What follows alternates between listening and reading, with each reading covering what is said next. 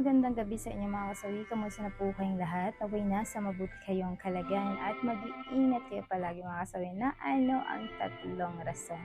Bakit mahalaga na marunong ang isang lalaki pagdating sa kama? Ganito mga kalalakihan. Bakit nga ba gusto ng babae na marunong kayo mag-drive pagdating sa kama?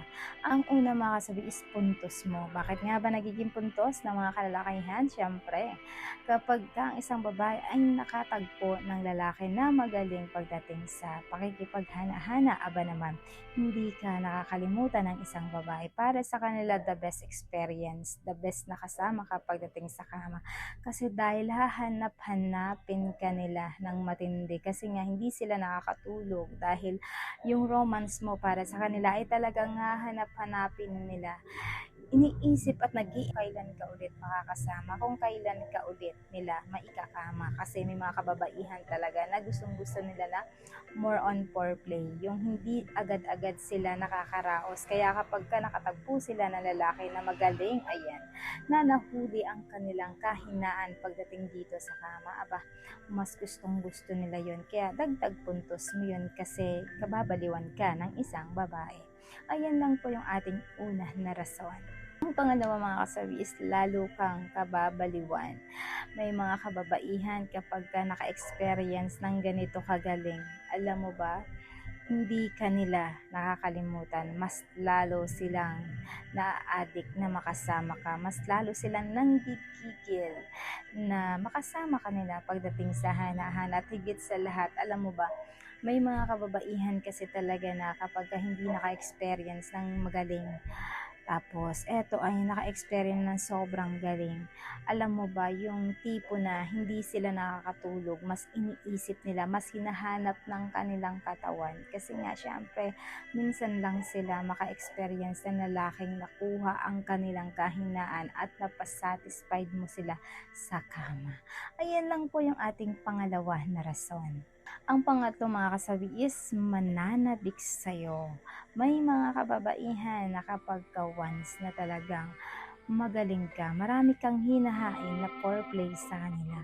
Mas natatakam, mas nai-excite, mas mananabik sila na maikama ka. Mas gustong gusto nila na makasama ka. Exciting sila kahit saan mo sila dalhin, kahit saan mo sila dalhin na mag-travel or kung saan-saan man yan, ay talagang sasamahan ka niya kasi alam niya na mabibigyan mo siya ng 100% na satisfaction pagdating sa romance, 'di ba mga kasawi? So, mas gustong-gusto nila 'yon.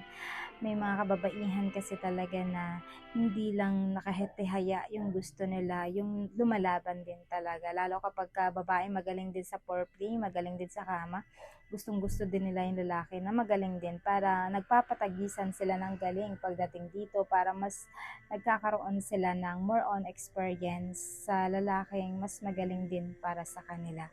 Siyempre para sa kanila is dagdag din ito ng kaalaman para sa kanila at para naman mas madagdagan pa ang kanilang pagdadrive pagdating sa kama mga kasabi. So yun lang po yung ating pangatlo na rason.